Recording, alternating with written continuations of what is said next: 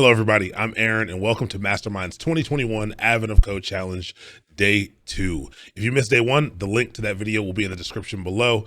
For those who didn't get to see it, remember this series is a walkthrough of these coding challenges. We are not looking to get to the most effective or elegant or efficient solution. We're more focused on figuring out how to break the problem down into consumable, solvable pieces and using programming fundamentals to get to the end. So without further ado, let's hop into Day 2.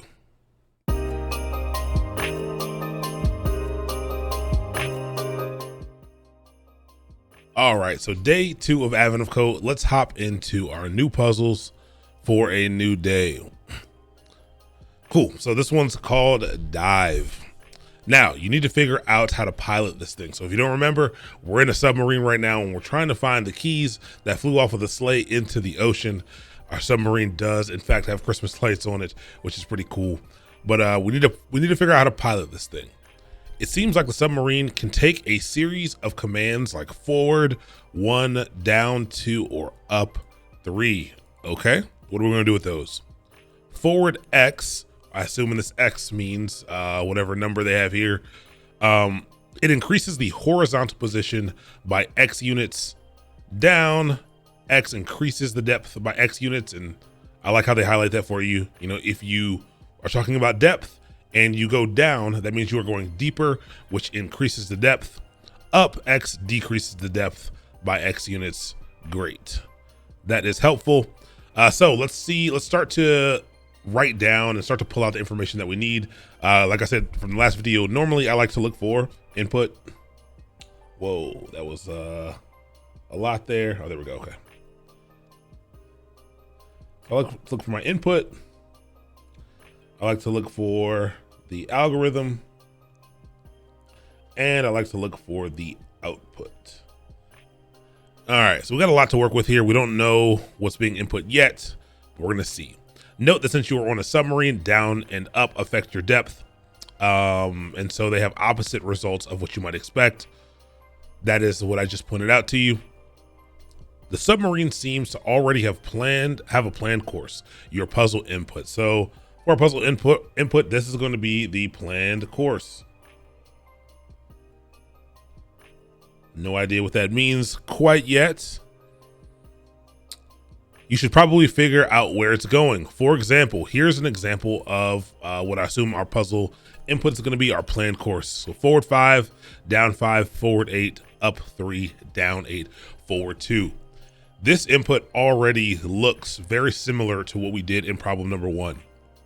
This is good because it seems as though we'll be able to probably use the same methods of parsing our input that we did before. So I don't know yet, but I'll put, line by line, because that's what it seems like we're gonna have to do. Your horizontal position and depth both start at 0. The steps above will then modify them as follows. So a lot of times word problems like this like to throw in things that are very explicit like this. The horizontal position and the depth start at 0. I'm going to put that in my algorithm side as something to remember. Depth equals 0, and what was the other thing? Horizontal position. That sounds like something we're going to need to put inside of our functions or inside of the code that's going to figure out what to do. That seems important to me right now, so I'll throw it there. Then modify those values as follows.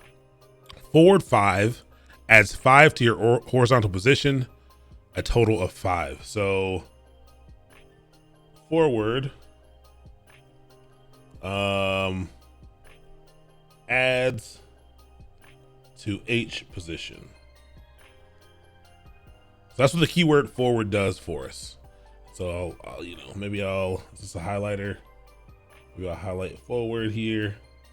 All right, forward. And then we probably need one for, is there backward? No, there's no backwards. There is, what else is there? Forward, down, and up.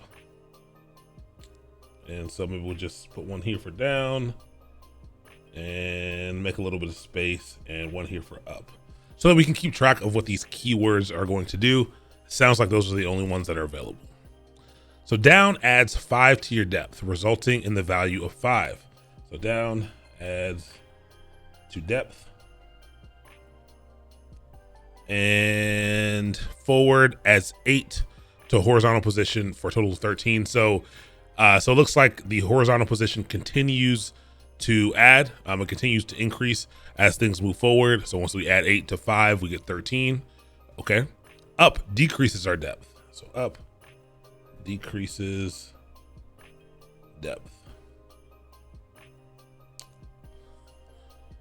All right. And so that's going to affect, if we've gone down and we've gone up, there's going to be a difference there, but looks like down adds, up subtracts. Cool. After the following instructions, you would have a horizontal position of 15 and a depth of 10. So if you go through each of these, we'll have 15. If we should count all the forwards, it should give us 15. So forward 5 plus forward 8 plus forward 2 gives us 15. 5 plus 8 is 13. 13 plus 2 is 15. So that gives us a horizontal position of 15. It gives us a depth of 10. So we go down 5. So we start at 0 because they said that up here. When we go down 5, we have a depth of 5. We go up 3, so we need to subtract. So when we go up, we're not as deep in the water. So now our depth is 2. And then we go down 8. So we have a depth of 2. We go down 8. That increases our depth. Now we have a depth of 10. That's how they got to these numbers down here. That makes sense. Multiplying these together produces 150. Calculate the horizontal position and depth you would have after following the planned course.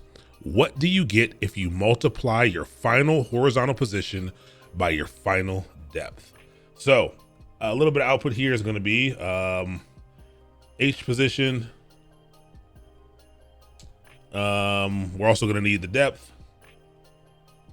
But the real answer that we want out of here is H position times depth is what our output needs to be. Multiply your final position by your final depth. Okay. That is helpful.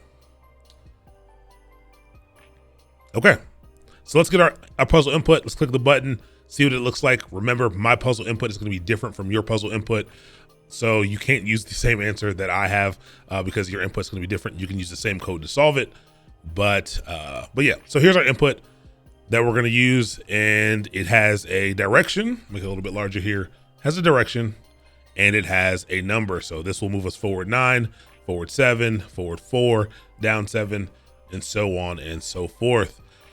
Now, we need to get this puzzle input into our code. So let's go ahead and let's set up our space to begin working.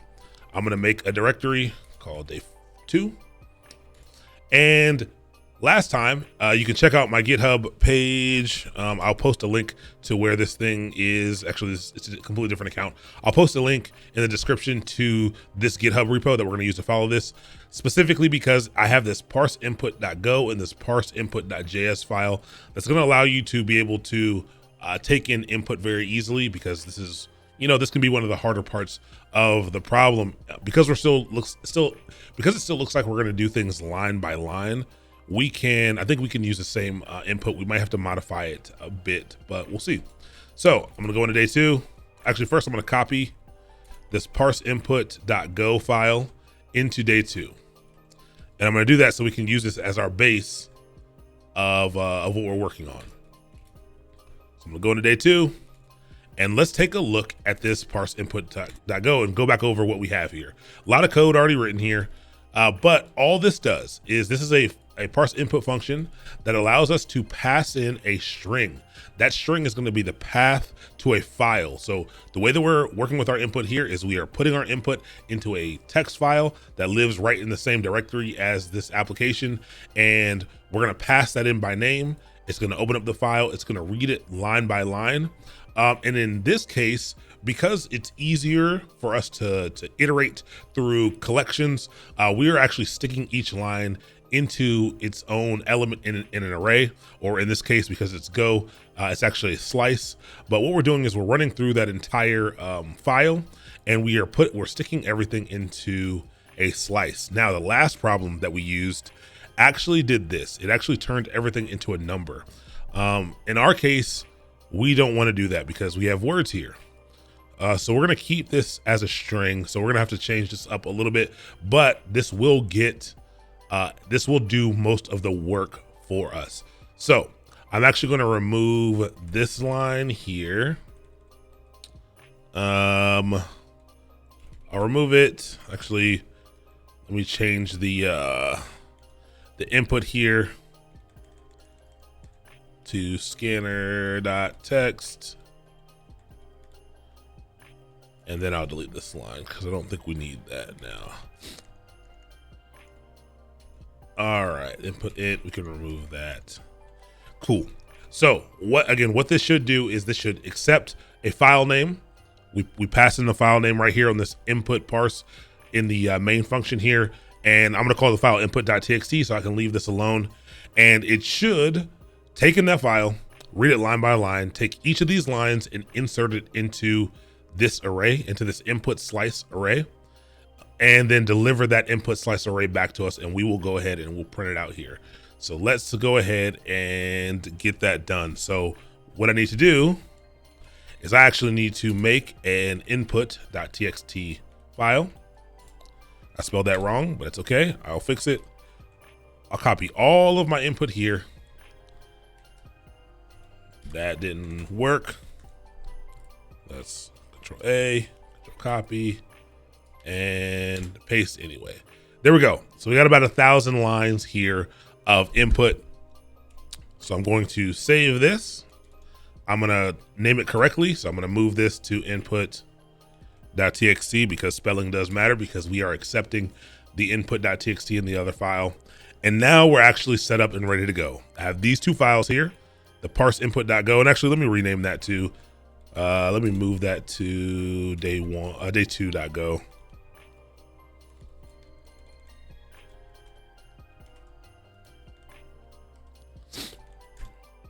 Just so it's consistent in the folder.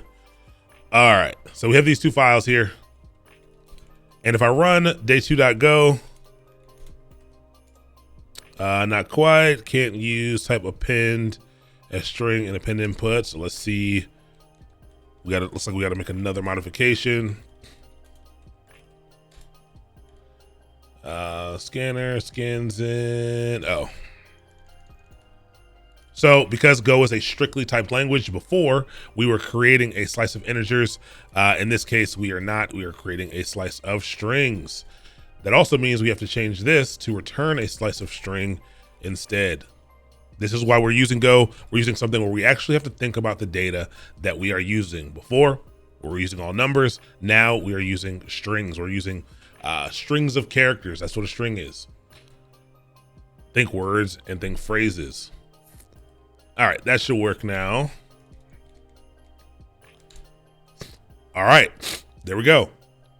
There are a number of items here, and the output isn't great. It isn't really what you really would want to see. But it, as long as you see these square brackets here, you think slice and Go, think array or slice. We can also, if we want to be sure, we know there were 1,000 lines in here. We could also change up our code really quick to, instead of printing out the actual thing, the actual input, let's go ahead and let's print out the length of input so that we can see that there are 1,000 items. And it gives us just a little bit more information to be clear. There are 1,000 items in this collection. Good to go. We've solved that problem. We now have input being passed into the program. And now we can start actually writing the algorithmic portion of this problem. So check on input kinda. There's gonna be some other things we have to do, but we are receiving our input. Good job. So let's move on now. Okay, so now that we have our input, we can start figuring out how to work with this. And let me highlight down and up so we know what we're doing here. We have two pieces here. We have, in our input, we have forward and a number. We have down and a number. So we have a direction, which gives us something to do. And we have a number that tells us how many times to do that thing in essence. But because these are two different types of data, I guess we could work with them the same, but we're gonna need to we're gonna need to be able to kind of separate these things. I think we can do this. I think we do this real time. So let's write a function really quick. And I'm gonna call this func part 1 like we did before. This is going to be the algorithmic section for part 1 of our problem. And so it's going to take in, we'll have it take in the input. So we are parsing the input. We're going to get some output here called input, and let's pass that in. That is, let's call it directions. That's what it is. All right. And the type of data that directions is a slice of strings. All right. And out of this, the thing that we're going to get out of this ultimately is our depth times our horizontal position. So for now, I'm going to put integer. Maybe that'll change later. But again, we're just planning this thing out. That's what I think we're going to need. So our data comes in and we pass in our full input, which is a big complete string slice. Let's, I would like to iterate over this list because we got the list. Now I want to start to move through it so that I can access each of these different directions individually. So let's start there. Let's write our for loop here so that we can begin that process. So I'm going to say for I equal to 0 while I is less than directions dot length. Or not dot length. This is not JavaScript. This is Go. Sorry, I am writing JavaScript right now, so get a little confused sometimes. So the length of our directions, and then we'll just do I++ on the end. And actually, let me give this a little space so we can see. So we have this for loop for now. Let's just, so we know that it's working, write a little bit of code, put in some probing statements, make sure that bit of code is working before writing. Don't write 20, 30, 40 lines of code before testing, especially in the beginning, especially if you're not super confident in your ability to write syntax, off the top of your head. Write a little bit of code, run it, make sure you're getting what you expect to get. So I'm going to print out each of these items. So I'm simply going to do a format.println, and I'm going to print out directions at I index. I'm going to print out each of those items here. Okay. So functions, this function that we wrote here, it's not complete. It's actually going to give us an error because we're not returning anything yet. So for now, just to appease this, I'm going to return 0 until we can get to, a point a little bit later when we have something to return. But functions, a couple things about functions is they're little reusable pieces of code. Important parts about them, they only run when they're called. Okay, so we got to call this function somewhere in our code to get it to run. And so let's call that here. Instead of printing this, let's actually call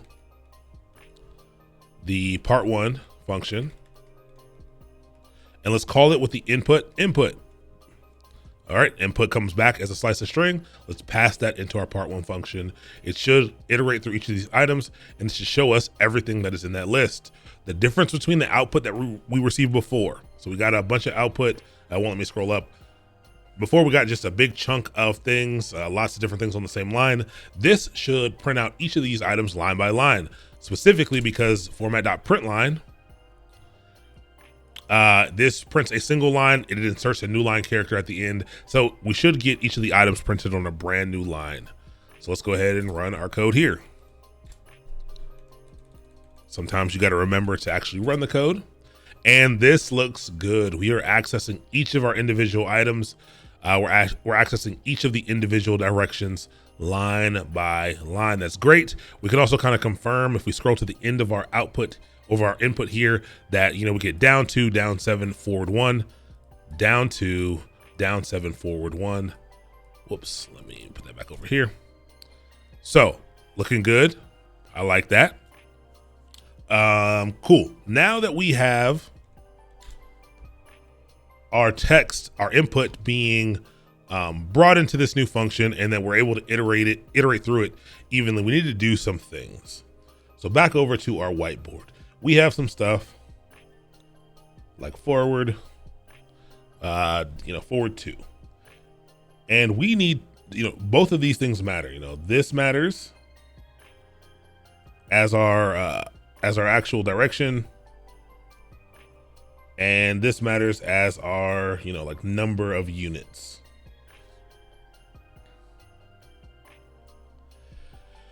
And so by default, when this is one big string, right now, this is a string because it's a slice of strings. This is one long string. What is helpful is, if we go to the Go playground, strings are collections of characters. So you can generally, in most languages, you can interact with a string the same way that you can do a collection like an array. And so let's say we made let's make this a little bit larger, and we make a variable called x, set it equal to, forward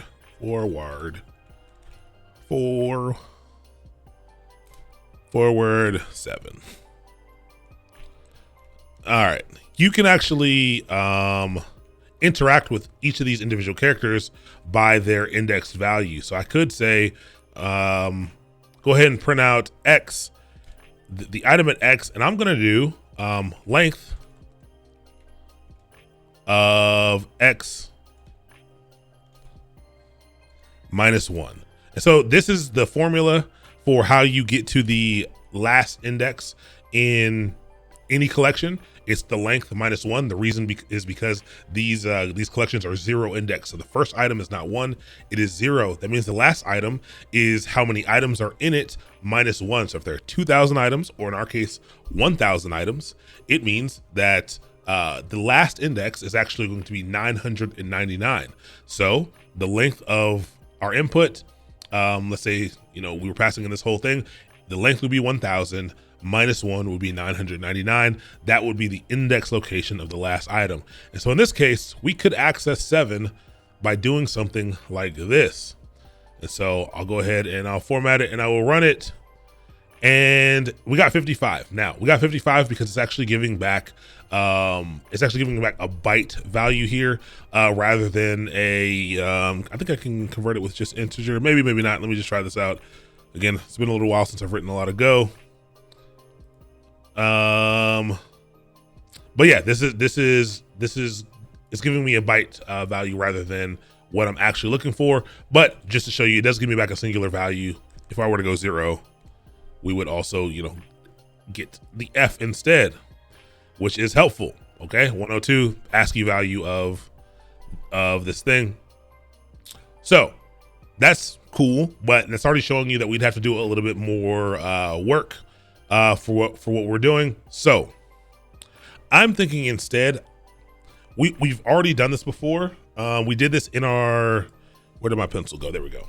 We've already done this before in our gathering of input. We did, actually, no, we didn't do this here. Okay, well, we can do something commonly done in most languages, and we can go ahead and we can split this data. That's a common thing to do. And so we can take this string and we should be able to split it up so that it is now, forward. So a split usually gives back an array, and it'll give me back an array of 2 items now. So give me back forward as a string, and the second item in this array will be 2 as a string. Why would we want to do this? Well, the reason why we want to do this, and it still presents the same,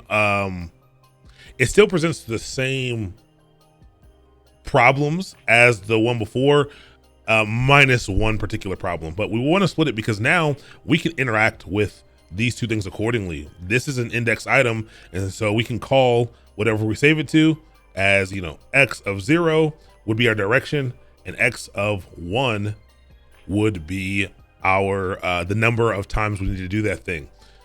Makes it a little bit easier to work with. We still have to worry about this number right here. We still got to do some conversions. We have to we're going to be adding this number to things, so we're going to need to convert this number eventually. And as opposed to the first problem, it makes it a little bit easier to check against this, to check against our direction. If we were using a singular string and then accessing the last element, to get our number, we could still do the conversion. That would be great. That would give us what we needed.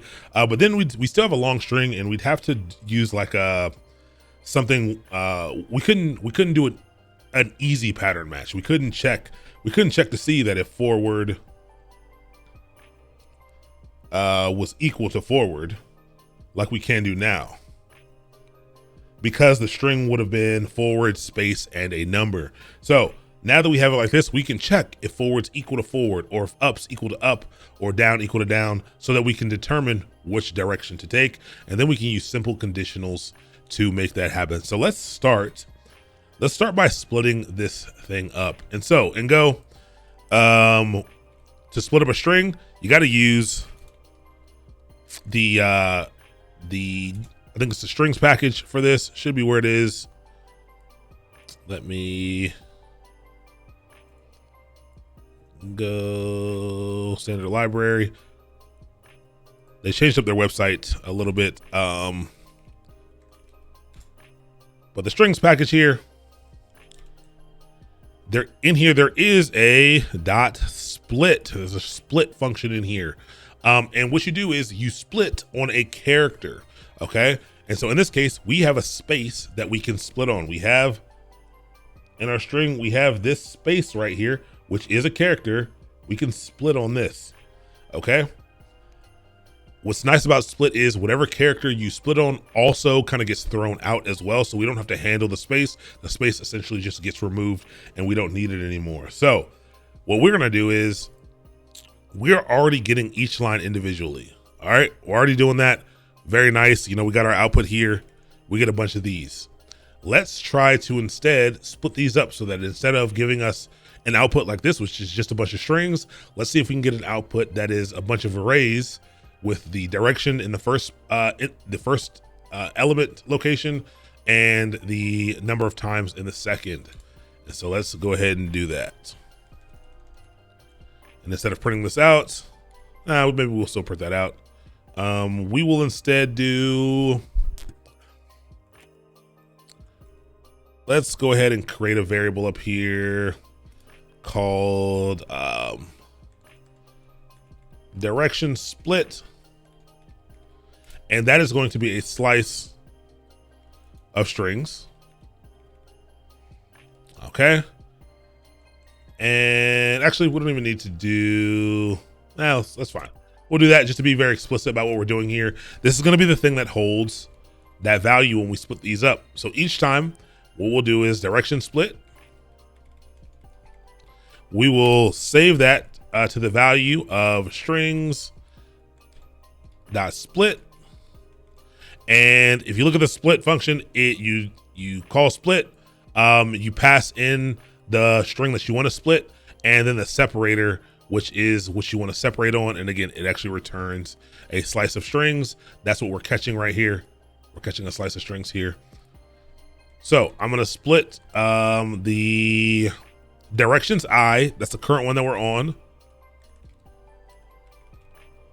So whatever index we are on in the string, in the loop, we will split that, and we're going to split it on the space character. All right. And then after we split it, I'm simply going to print out direction split. So now we're still iterating through this directions input, this direction slice. We'll iterate through each one, but every time we will split that thing up on the space, and then we will print out the array that is returned, or the slice that's returned. So let's go ahead and let's see if this runs. And now we get the same output, but instead we get a bunch of slices rather than a bunch of strings. This is good. They don't put the comma in there in the output, but these are two separate items. The second item is in fact still a string, but that's okay. We can work with it a little bit in a few. Cool. So we're splitting up our input here. And now it makes it a little bit easier to work with. We know we have to take action depending on what the direction is or whatever. But I think there's a part that we can handle right now, which is this, the depth and the H position. We must set that to 0. So let's go ahead and define those right here up top so we don't forget about them. Let's do a H position. Let's type it out. Horizontal position. And we're gonna set that equal to 0. And let's go ahead and also set depth equal to 0 before we forget. Cool. Now, we can do a first part. Let's see if we can start to identify. Let's put in some conditionals to identify which direction we're going. So I'm going to say if the thing that we are passing in is forward, I want to print out for us, the direction here is forward. So I'm going to say if direction split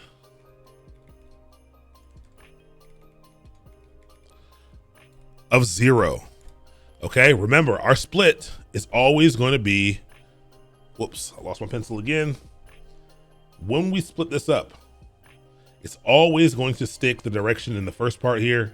And it's always going to stick the number of times in the second part. So we can always access this, always. We can always access it at the first index. So if direction split equals forward, is that how you spell forward? That feels like how you spell forward. It looks weird on screen. Maybe there's no E. That looks better. Okay. Spelling, we're here to learn how to code, not necessarily how to spell. But if direction split equals forward, then we are going to go ahead and we're simply going to just print out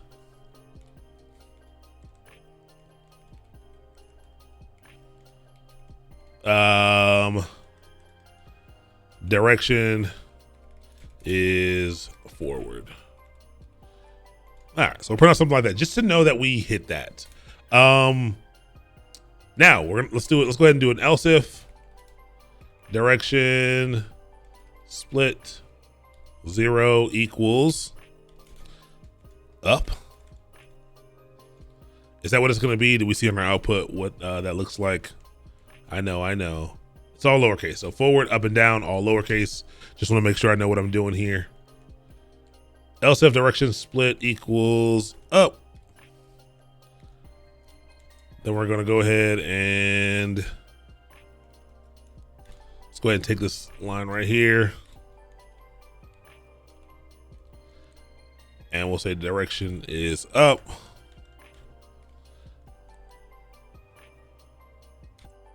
Cool. And then we'll do, so here's one of those cases where there's only 3 options. So we don't need to do another else if, to be honest. We know that if anything else comes in, if it's not forward and it's not up, it's got to be down.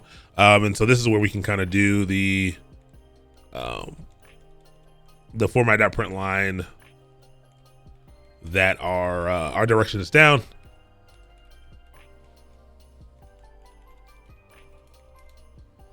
And right now we're not using the second part of that slice or that array. That's okay. We'll get there. I just want to see if I can start to identify some of these things, and we can, if we can get these matching right, we can then start to put in our logic. So I'm going to do this, and H position declared but not used, depth declared but not used. No problem. Forgot this is go again. Won't compile if we're not using those things. We'll comment those out for now. All right, so we can see here, it's still printing out each of the items, but we can see here that it matches, forward 1, it matches our direction. Direction is forward. It matches down to direction is down. It matches up to direction is up. So, we can use this output to determine that our code is identifying things properly. Down, down, down, direction, forward, all that. Very, very helpful. We know that we're doing that part correctly now. Okay. So now we can actually start to implement our actual code here, our actual logic here. When it's forward, what did it say? It said this adds to the H position. What gets added to the H position?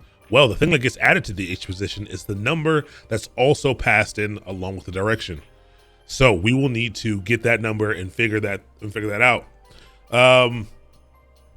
So what we can do here is,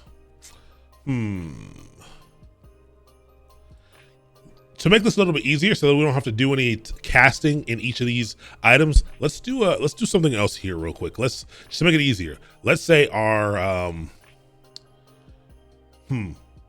what's the word for, so we're already using the word direction. Let's say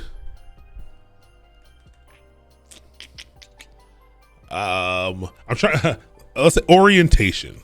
How about that? Our orientation, let's save our orientation, which is like forward, up, or down. Let's save that to,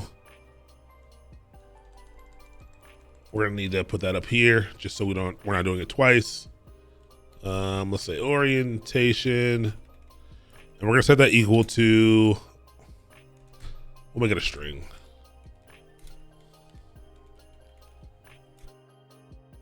And let's also make one called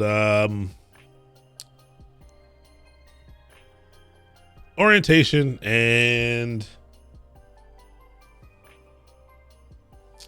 I don't know. What's a good, man, naming things is hard. What's a good name for distance maybe? Let's do that. Distance and orientation for each of these directions. Maybe that's helpful. This is actually going to be an integer. So what we're going to do, just to be, again, I'm doing this mostly to be explicit about what we're doing and not having to go through and do things a bunch of times. Let's save these values so that we don't have to, retype direction split 0 and inside of each of these options. Let's go ahead and set our orientation, which is going to be equal to direction split 0, and then we're gonna also set our distance, but our distance is going to need to actually be an integer. And so to convert from a string to an integer, we're going to use the string conversion package. I think it's scr.conv, and we're going to do the ASCII to integer method here, and we are going to convert the direction split at the first index. Okay, so the direction comes in, it gets split for the actual direction or the orientation and the distance for that orientation. And so the orientation is going to be first, the distance is going to be second. So these are the indexes that you can access them at. And then here we can change this to, instead of being direction split 0, we can change this to orientation. We can change this to orientation as well. Make it a little bit easier. And let's also, we're not using distance. Okay, so when it's forward, let's only handle forward first. We need to add this number. We need to be adding whatever number we have to the H position, okay? So this one right here. Let's do that. Instead of printing this out, actually, let's keep that print there so we can use it. I will do H position. So what do we actually called it horizontal position. And we need to add that back in. So horizontal position. And we're going to do plus equals distance. All right. So this plus equals, this is an assignment operator. It says add what's on the left to the thing on the right, and then assign that value back to the thing on the left. Okay, so it's going to add whatever the value of horizontal position is. It's going to add distance to it, and it's going to save that in a horizontal position. So if to start horizontal position is 0, all right, if it's 0 to start and we get a forward 6 to start, it will say 0 plus 6, because that's our distance, and then it's going to save that into the horizontal position value. So horizontal position will now be 6. If we get a forward 2 later on, it'll say horizontal position is 6 still, because we saved that value. We're going to add 2 to it. It's now 8, and we're going to assign that value back into horizontal position, so that will remain 8. So we'll do this, and then we'll simply print out direction is forward. We'll do a printf here to build this up a little bit. Direction is forward, comma,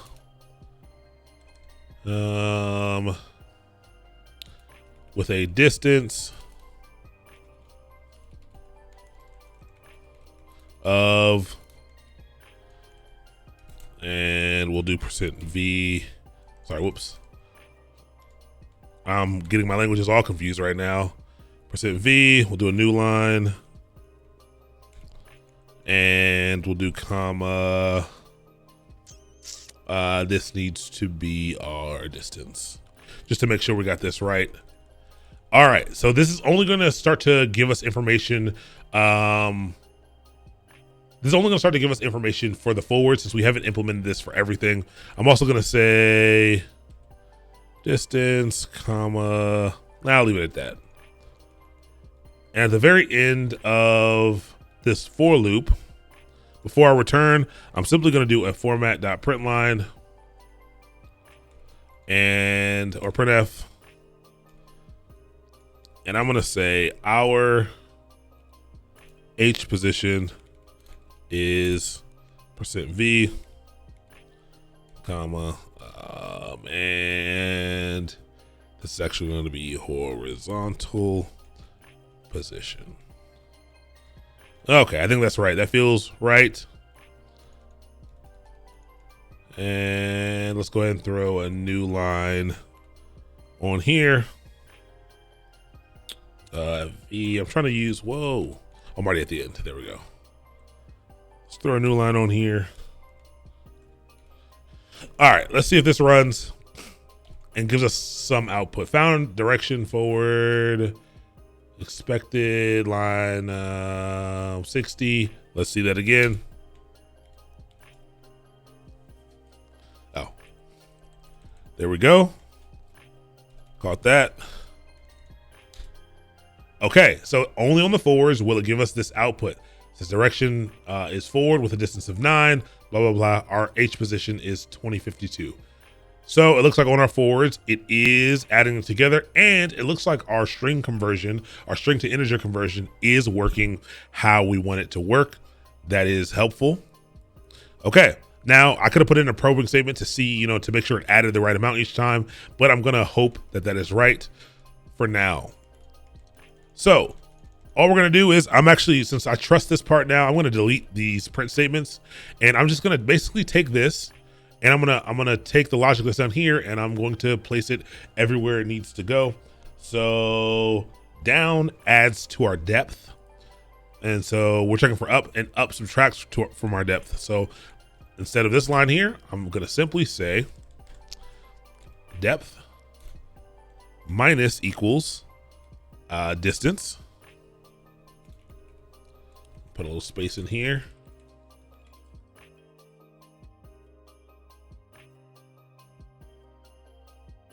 Minus equals distance, and here we're also gonna do depth minus equals distance. All right, and now what we can do is our H position is this, no new line, and our depth is another %V, and let's go over here and comma and put depth. Let's go back up to the line, bring this line back in. All right, made a little mistake here. We need to add to our depth here.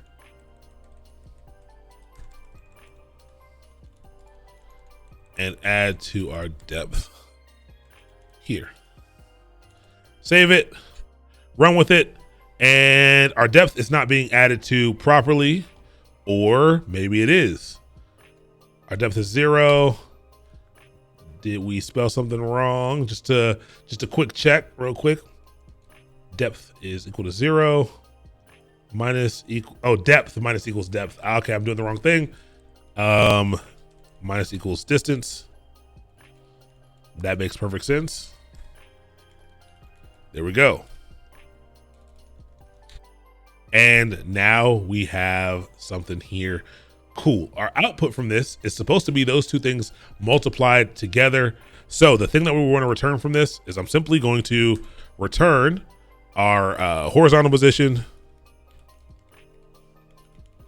and we're going to multiply that times our depth. And this should be our answer to number 1. And so I got to format that print line this if I want to actually see the value.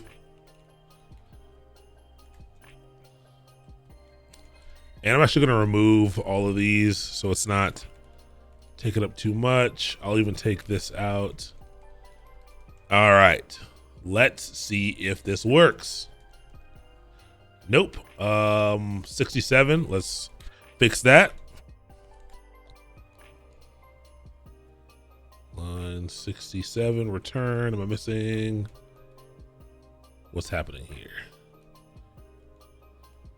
Oh, I don't need the end piece. I don't know why I put that on there. Okay, this is our number. It's large. Let's see if this works.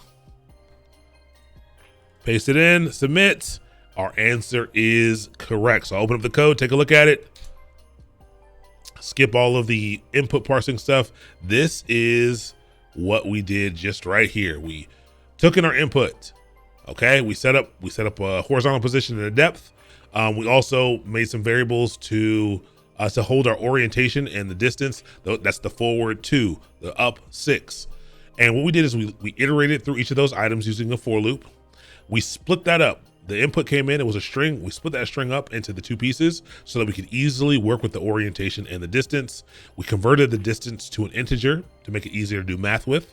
And then we just matched. We did a simple if statement list here, if else statement to match against what the direction was. And if the direction matched a certain pattern, we would add to the proper number, either our horizontal position or our depth. And we returned the value of those 2 things multiplied together, and we were able to get a successful answer. Cool. Let's go ahead and let's check out part 2 now. Okay, so now let's hop into part 2 of this and let's see what changes or new thing we need to calculate. Based on your calculations, the plan course doesn't seem to make any sense. All right, you find the submarine manual and discover that the process is actually slightly more complicated. In addition to horizontal position and depth, you also need to track a third value, which is aim. So we need to track a third value, which is aim. This also starts as 0. Helpful. The commands also mean something different and something entirely different than you first thought. So now down increases aim. So down plus aim by X units. Okay, so aim is the keyword there. Up minus aim by X units. And forward does 2 things. Forward, spell it correctly this time. Increases your horizontal position by X units. So increases horizontal position by X units. And it also increases your depth by your aim multiplied by X. So it also increases depth by aim times, well, I should have did something else for time, so we'll do a star. Aim times X. Okay. That makes sense. So I think that makes sense. So I think what they're going to do is we have aim now. So if you go down, so if down is passed in, it'll, imagine this is the front of the submarine. I guess it'll tilt down. So not actually moving, but it'll tilt down. Up decreases aim. So I guess it'll make our aim go like this, like we're aiming towards we're going up. But if we're not actually moving forward, nothing's actually happening. So we'll set our aim with down or up, And if we decide to move forward, that will increase our position, our forward position, our horizontal position, and it will increase our depth because, you know, if we turn down by 2, if we turn down by 2 and we move forward by 10, that increases both our depth and our forward position. That makes sense to me. Makes sense. I get it. Again, note that since you're on a submarine, down and up do the opposite of what you might expect. Down means aiming in the positive direction. Now, the above example does something different, and it gives us some walkthrough of how we can add some of those things up. I don't think we need to read through these. I'm gonna do exactly what they say here and implement all of our stuff. Multiplying these produces 900. So we need to do the same thing. Using the new interpretation of the commands, calculate the horizontal position and depth you would have after following the planned course. What do you get if you multiply the final horizontal position by your final depth? Hold on. Final horizontal position by your final depth. So they're different. Okay. So I'm gonna take this whole thing. And I am going to change it to part 2. And I think we take in the same things. I think we do all the same stuff, but now we have a new thing that says aim. And let's set that equal to 0, just like our horizontal position and our depth. And the only difference here is these sections. Down now affects our aim and not our horizontal position. So I'm going to say down, which was the else in our case. Aim is affected by the distance. Okay. Up is also going to affect the aim. It subtracts aim by X units. Okay. I'm just looking at my iPad over here. And then forward is the only thing that's weird because it does 2 things. It modifies our horizontal position by X units. I think that makes sense for what we have here. I think we already have that here. Our horizontal position is modified by the distance, but also it does our X by aim times X. So depth is now equal to our aim times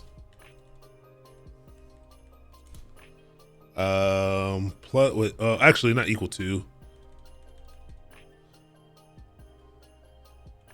plus equals, let me make this longhand so we can see exactly what's happening in depth.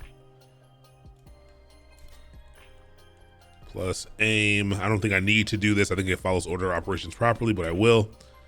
Aim times the distance that's being passed in. So I think this is it. I think these are the only changes we have to make, I think. Okay. So remember, forward, we are adding to the horizontal position. Once we actually, we set our aim, and then when we actually move forward, we change our horizontal position, which is this way, and our depth, which is this way. So our depth equals our depth plus our aim times distance. So I guess we could just do the plus equals there, but I wanted to be explicit there to kind of show everything that's happening. And we're also adding to our horizontal position. Okay. I think that's all you have to do. And now we just have to call our function. So let's take this line and let's simply change 1 to 2 right here. And now we should get 2 outputs. Okay, that's a much larger number. Let's see if this is right. And we get the right answer. So we didn't have to change that much at all, which is super duper nice. All we did was account for the aim right here. And we just, after we accounted for the aim, we simply modified our scenarios to add to the proper directions for the new calculations, for the new configuration for what we learned when reading the manual. So there we go. That's good. We got to the end of day 2. We now have 4 gold stars very exciting. It's not too difficult yet. I've heard this year's Advent of Code gets pretty difficult pretty early. And I heard eventually we won't be able to brute force problems the kind of the way that we're doing it now. We'll have to get smarter about solving them, but we'll see about that. They don't know that I have a Threadripper over here and we're using Go. So I will make a multi-threaded application, no problem, and still brute force it. But we'll see. So if you have any questions, feel free to leave them in the comment section. Hopefully you got something out of day 2, and hopefully you're looking forward to day 3. I'll see you there. If you enjoyed this content, please give this video a thumbs up. If you want to see more, please consider subscribing. You can also head over to our Twitch channel where we offer completely free boot camps in computer science and software engineering, DevOps and site reliability engineering concepts, as well as cloud computing. We also have a lead on a number of engineering roles. So if you're interested in any of those, shoot your resume over to resumes@mastermind.io, and we'd love to get you connected to companies who would love to have you.